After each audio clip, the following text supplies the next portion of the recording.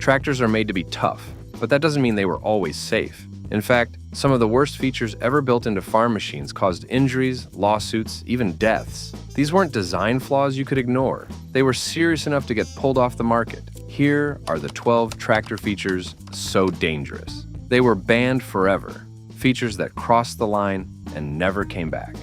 Number 12. No rollover protection. In the early days of farming equipment, safety wasn't part of the conversation. Tractors were built to pull, to climb, to work. But if they tipped, you were on your own. And back then, a lot of them did. Before the mid-1970s, most tractors didn't have rollover protection of any kind. No bars, no cabs, no seatbelts. Just an open seat and gravity waiting to make a move. If your front wheel dropped into a rut or you turned too sharp on a hillside, that whole machine could flip before you had time to react. And when it did, the outcome wasn't just bad, it was often fatal. Rollovers weren't rare. They were one of the most common causes of death on American farms. In fact, government data shows that rollovers were behind more than 1 in 3 tractor-related fatalities in the U.S. That's not a fluke. That's a flaw. Take the Ford 8N, a classic, and one of the most widely used tractors of its time. It had a displacement of 2,000 cubic centimeters, or about 122 cubic inches, a solid engine, light on fuel, and easy to maintain. But it had a high center of gravity, narrow rear axles, and no protection if things went wrong. And when they did, drivers often ended up under the machine they were operating. No cab meant no structure to shield you. No seatbelt meant you weren't staying in the seat. If the tractor flipped backward, which happened often when pulling something heavy, it could come straight down on top of you. That's how a good day turned deadly. By the mid-70s, the government stepped in. OSHA ruled that new tractors over 20 horsepower had to come with a rollover protective structure and a seatbelt. Those two features working together cut rollover deaths dramatically. And over time, manufacturers started building frames that made ROPS standard, not optional. But that didn't help the thousands of older machines still in the field. So retrofit programs kicked in, offering kits to add rollover bars to legacy tractors. Some states even covered part of the cost. Because the truth was simple, these accidents didn't have to be fatal. Even today, rollovers still happen. But thanks to ROPS, more people walk away from them. And that's why tractors without rollover protection aren't just old school. They're off the table, banned, because no job is worth risking your life over. Number 11, hand crank starters. It sounds old-fashioned now, but there was a time when starting a tractor meant stepping in front of it, grabbing a steel crank, and giving it a spin with your bare hands.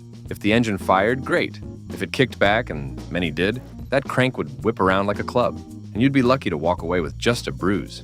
Hand crank starters were standard on early gas-powered tractors well into the 1940s. They were cheap, simple, and didn't rely on batteries, which made sense when farms were far from repair shops and parts were hard to come by.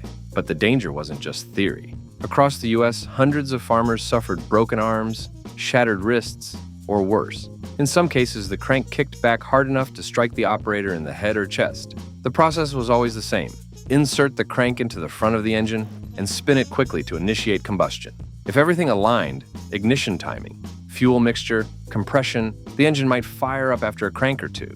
But if anything was off, that same crank could suddenly spin backward with full force. That reverse rotation happened without warning, and the injuries that followed were severe. Modern safety data puts this risk in perspective. During the peak years of crank start usage, hand crank injuries were estimated to result in more than 1,000 emergency room visits annually. Many were preventable, caused by a starting system that gave operators no margin for error. If you lost grip, misjudged compression, or had bad timing, the steel crank didn't forgive. Another critical danger was location. Cranking was done at the front of the tractor, directly in front of the wheels and engine block. If the tractor was accidentally left in gear, starting the engine from that position could result in the machine lurching forward, running over the person who had just started it. This was especially common in cold weather or on older machines with worn linkages. As engines became more powerful and displacements grew past 4,000 cubic centimeters, which equals around 244 cubic inches, cranking by hand became not just dangerous, but physically demanding and impractical. The strain required to turn over larger engines made the process risky even before the engine fired. Electric starters changed everything. They eliminated recoil, kept the operator seated, and introduced basic control logic into the starting sequence. By the late 1950s, hand crank systems had been phased out and later banned from new agricultural equipment. Hand crank starters were simple, but they weren't safe. And once the injuries piled up, it became clear just starting the engine shouldn't come with a trip to the hospital. Number 10. Unshielded PTO shafts.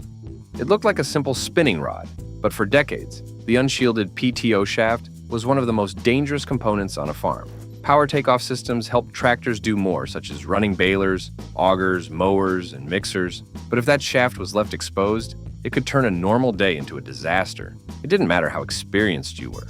One slip, one loose thread, and that shaft could pull you in before you even knew what happened. No second chances, no time to react. The danger came down to speed and torque.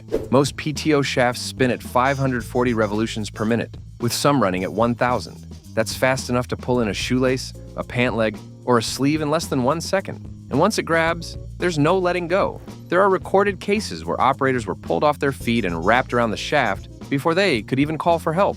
One of the most commonly used tractors during the height of the unshielded PTO era was the International Harvester Model 300 utility.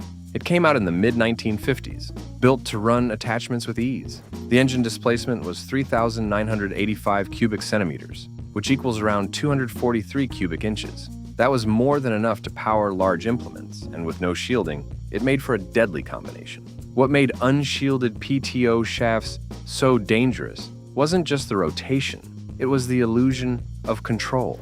Operators would try to step over or near the shaft while it was spinning, assuming they had enough clearance or that the loose end of a shirt wouldn't matter.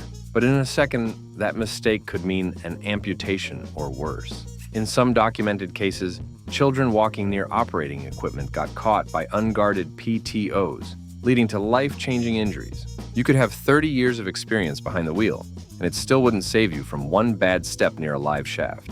The International 300 delivered around 35 horsepower to the PTO, a healthy figure for its class. But it was the lack of barrier between that power and the operator that made it such a serious risk. Once safety regulators took a closer look, changes came quickly. By the late 1970s, manufacturers began including plastic or metal shields over PTO shafts as standard.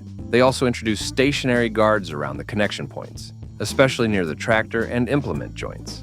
These shields didn't stop the rotation, but they provided a critical layer of protection between fast-moving metal and anything that might brush against it. Top speed on the International 300 was around 16 miles per hour, which was fine for fieldwork. But again, the issue here wasn't movement, it was motion. Constant spinning motion with no protection. Over time, exposed PTOs were phased out and banned from new agricultural equipment under federal safety standards. Because when one wrong move can change your life in a heartbeat, some risks just aren't worth keeping around. Number 9. Steel lug wheels. It's easy to forget now, but before rubber tires became the norm, tractors rolled on raw steel. And those early steel lug wheels weren't just outdated, they were dangerous. Built to grip loose soil, they were a nightmare on any hard surface. And when they slipped, the entire machine slipped with them. Steel lugs were sharp, rigid, and unforgiving. On tilled ground, they bit in and did the job. But on gravel roads, frozen soil, or concrete barnyards, they lost traction fast. And when a several thousand-pound tractor started skidding sideways, you didn't get much warning. These weren't controlled slides. They were sudden, violent, and often ended with a rollover or a crash. The design itself was part of the problem. Steel lugs were bolted or welded onto the outer rim of the wheel with no flexibility or shock absorption. They weren't tires, they were cleats.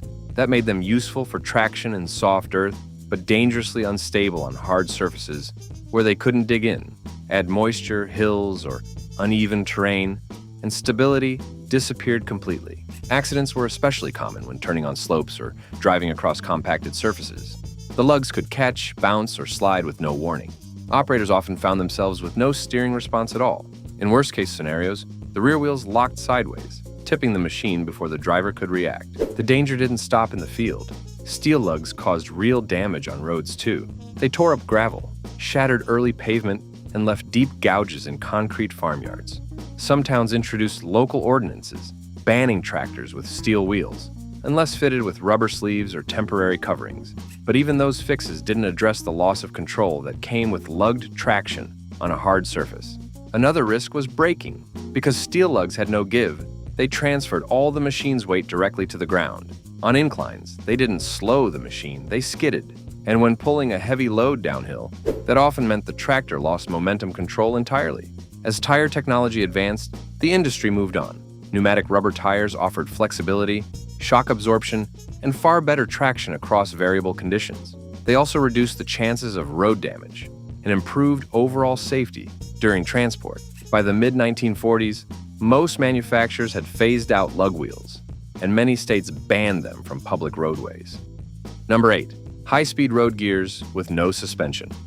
Faster field-to-field travel sounded like progress, but when tractors started rolling out with road gears capable of highway speeds and no suspension to back them up, the results weren't just rough, they were dangerous. By the mid-20th century, some tractors were capable of hitting speeds over 25 miles per hour.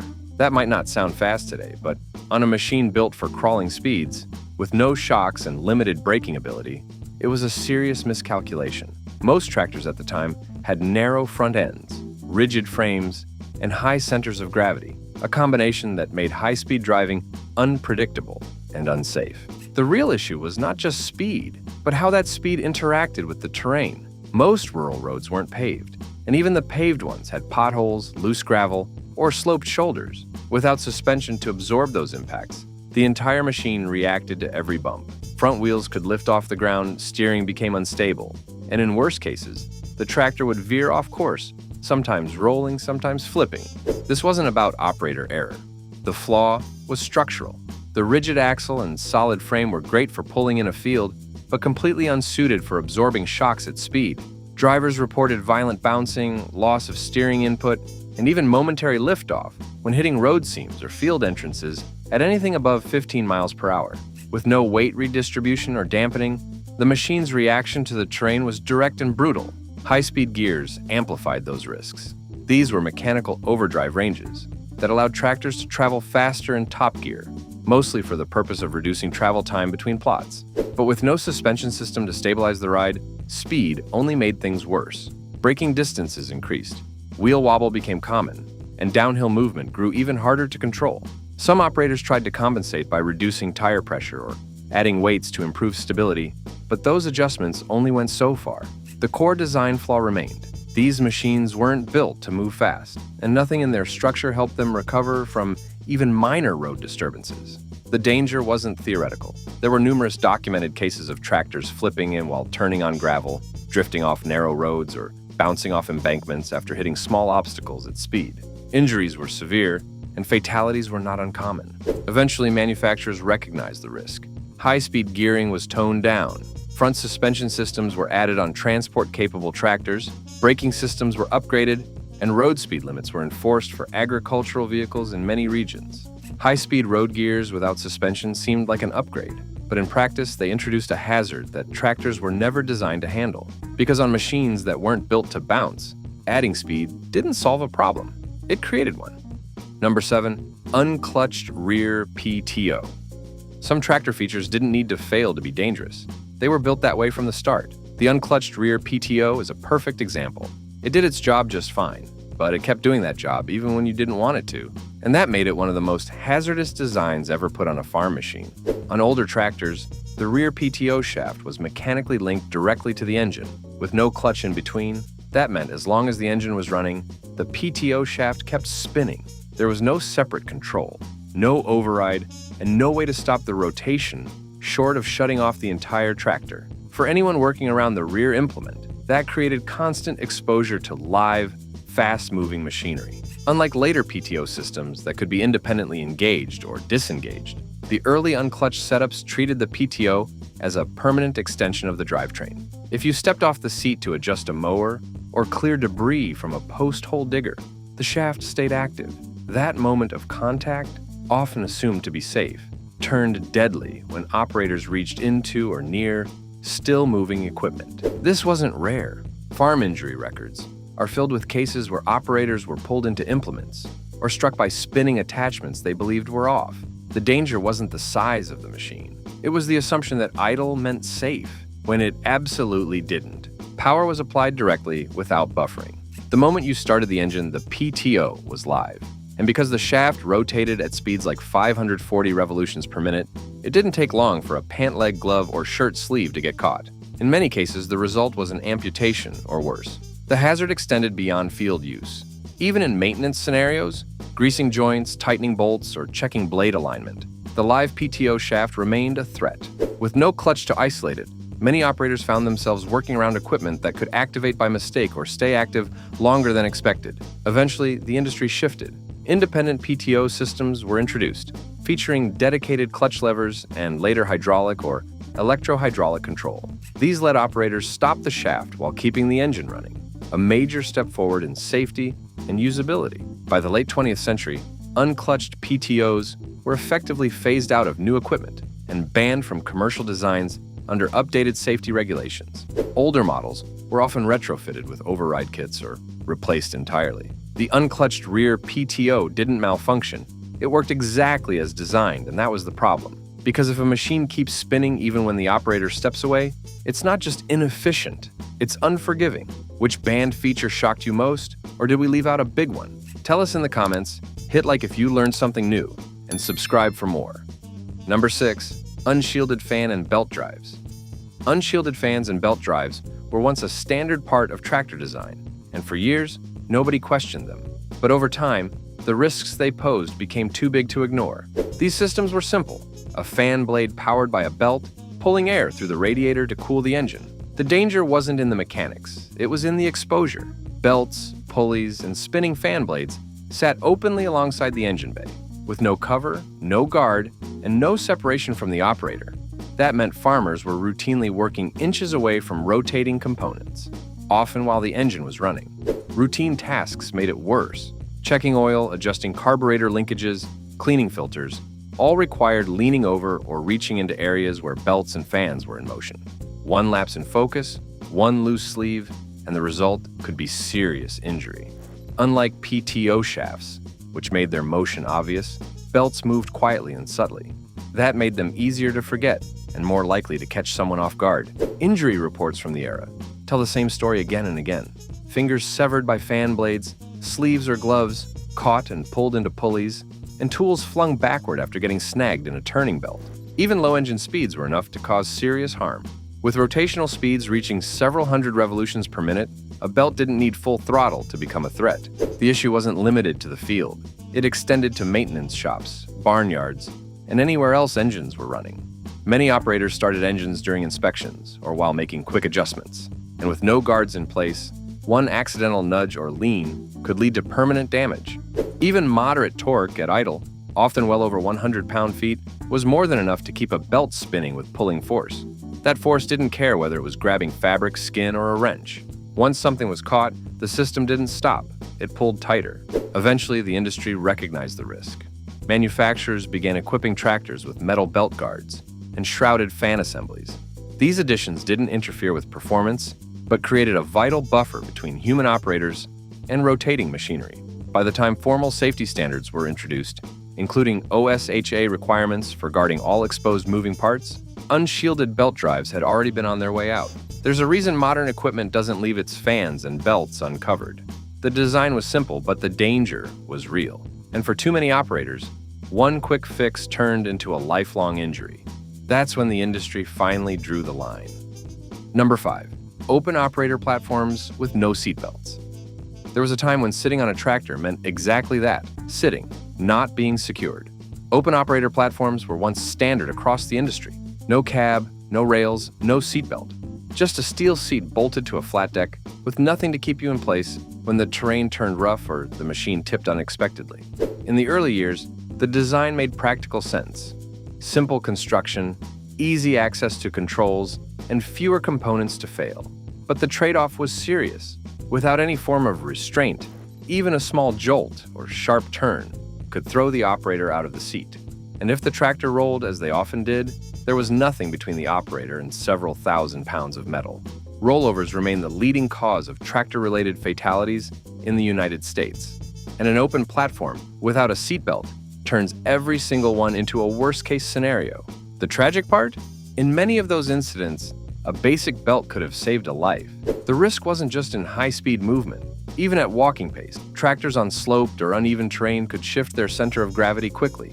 Without rollover protection or a way to keep the operator anchored, the slightest imbalance became a life-threatening event. Backward flips while towing uphill side rolls on uneven rows, or sliding off a ditch all became lethal in the absence of a belt. These open platforms also lacked side supports or shock absorption. A slight lean could shift your body off-center. A quick bump could lift you off the seat entirely. And once off the machine, the operator often landed directly in its path. Many injuries didn't happen during the initial jolt. They came from the machine running over the person it had just ejected. Even with modest power levels and slow travel speeds, typically in the range of 15 miles per hour or less, the physics were unforgiving. Tractors had torque and weight, and when they tipped, that force had nowhere to go but down. Without a seatbelt to hold the operator inside a protective frame, the outcome was often fatal. Eventually, the industry caught up. Rollover protective structures became standard, and they only worked when paired with seatbelts. The combination created a survival zone around the operator, one that only worked if the person stayed inside it. Open operator platforms weren't unsafe because they broke. They were unsafe because they offered zero protection when it counted. When seatbelts and ROPS became the norm, the open deck quietly disappeared, and so did the illusion that staying seated was enough. Number 4. Rear-mounted steel drum mowers. Some attachments looked harmless from a distance. Rear-mounted steel drum mowers were not one of them. With exposed blades spinning just feet behind the operator, these implements turned routine mowing into one of the riskiest jobs on the farm. The basic idea was simple: 2 or more steel drums spinning on a horizontal axis, cutting grass cleanly as the tractor moved forward. But what they delivered in simplicity, they completely lacked in safety. Most early models had no discharge shielding, no protective covers, and no guards around the blade zones. That meant anything or anyone behind the tractor was fully exposed to the cutting zone. The issue wasn't limited to operator risk. Bystanders, children, and animals often didn't understand how close was too close. And with the drums positioned out of sight at the back, many operators didn't know something had gone wrong until it was already over. Reports from the time show injuries involving severed limbs, deep lacerations, and fatal contact, all happening in seconds. The blades inside these mowers could spin at speeds approaching 3,000 revolutions per minute. And unlike enclosed deck systems, there was nothing between the blade edge and the outside world. If a foot slipped during hitching or if someone walked behind the unit during operation, there was no barrier, just moving steel and irreversible consequences. Objects in the field didn't fare much better. Stones, fence wire, and metal debris were often struck and flung by the blades at dangerous velocities. With no rear flap or deflector to slow them down, those projectiles could easily injure people standing dozens of feet away. In some cases, debris shattered windows in nearby buildings. Most of these mowers also lacked proper disengagement systems. Once the PTO was turned off, the drums didn't stop immediately. They coasted, sometimes for 15 to 20 seconds, still spinning fast enough to cause injury. Without warning labels, guards, or interlocks, operators often approached the implement thinking it was safe when it wasn't. What made the problem worse was that rear mounting gave a false sense of separation. The mower felt distant, out of reach, but in reality it was working inches from a potential disaster. One misstep while adjusting, one distraction while reversing, and the results could be life-altering. As mower designs improved, drum systems were replaced by safer alternatives: rotary cutters with enclosed decks, flail mowers with rear guards, and systems with automatic blade brakes. Drum mowers without shielding were eventually removed from the market in many countries and banned from new production under farm safety regulations. For a tool that was built to cut grass, rear-mounted drum mowers often ended up cutting much more, and once the risks became clear, there was no excuse to keep them spinning. Number 3. Tricycle front ends.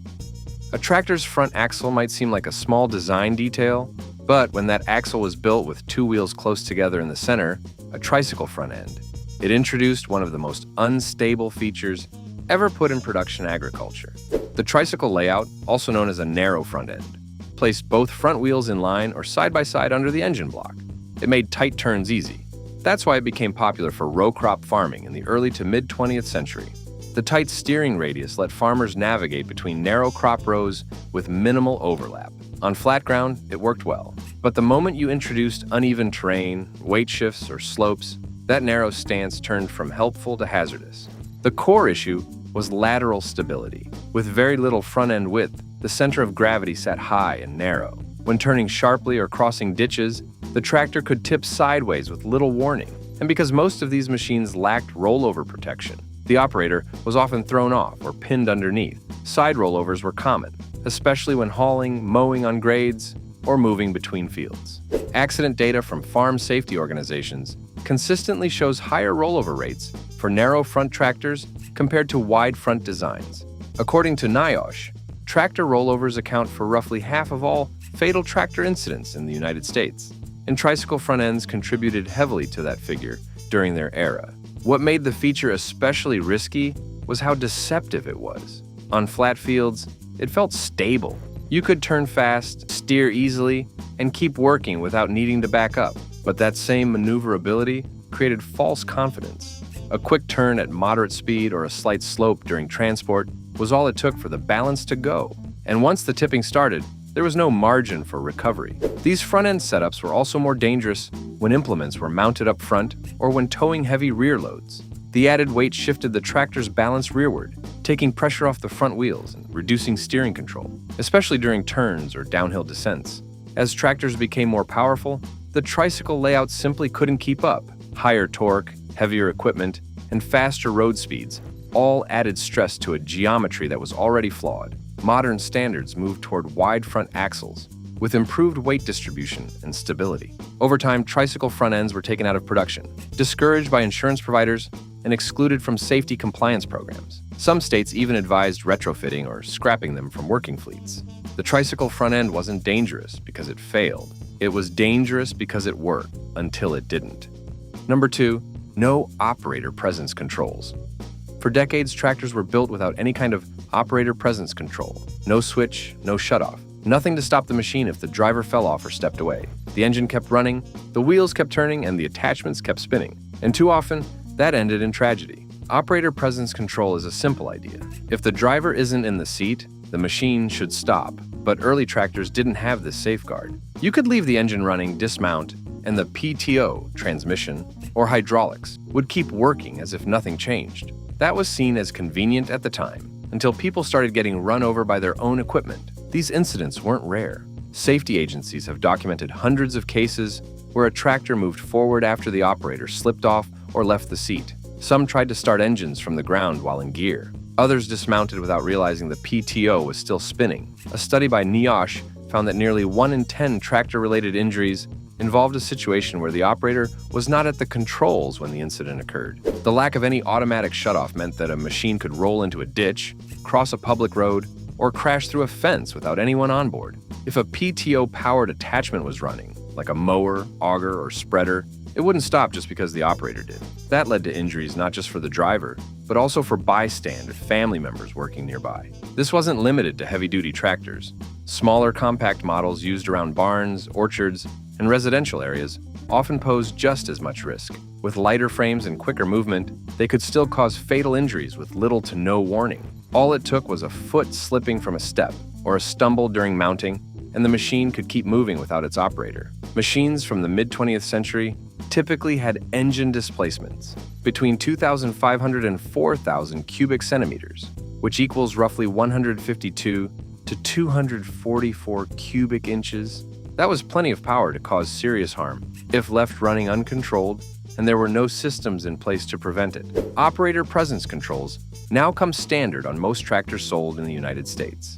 These systems cut power to the PTO, hydraulics, or transmission when the seat is vacated, depending on model and configuration. Some also require the brake or clutch to be engaged before restarting, and safety regulations now strongly discourage bypassing or disabling these controls.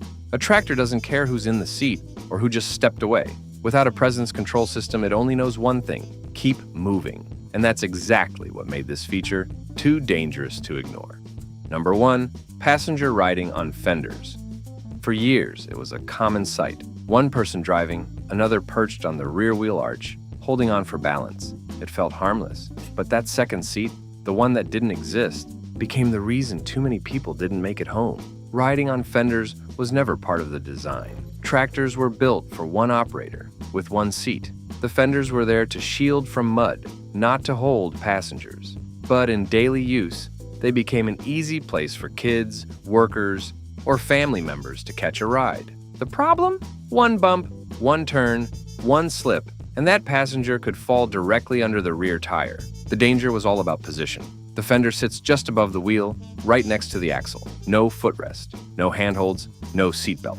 If the tractor jolted or leaned, the rider had nowhere to go but down. With the machine in motion, there was no time to react. According to the National Children's Center for Rural and Agricultural Health and Safety, nearly half of child fatalities on farms involve machinery. Many of those cases involve passengers falling from tractors, where they were never meant to ride. Riding on fenders wasn't just a risk, it was a leading cause of youth farm deaths. These accidents didn't just happen in fields. Most occurred during short rides between barns or casual trips across the yard. Speed didn't matter. Whether the tractor was moving at 3 miles per hour or 10 miles per hour, the outcome was often the same: severe injury or death from crushing. Older tractors typically ran engines between 2,500 and 4,000 cubic centimeters, which equals roughly 152 to 244 cubic inches. Paired with rear tires over 4 feet tall, it left little chance of survival in the event of a fall.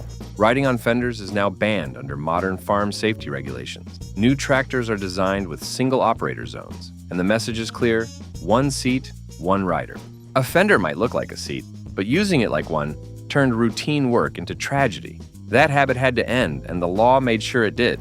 These weren't small issues. They were serious hazards that had to be removed. Have a feature we missed? Drop it in the comments, give the video a like, and subscribe for more practical breakdowns.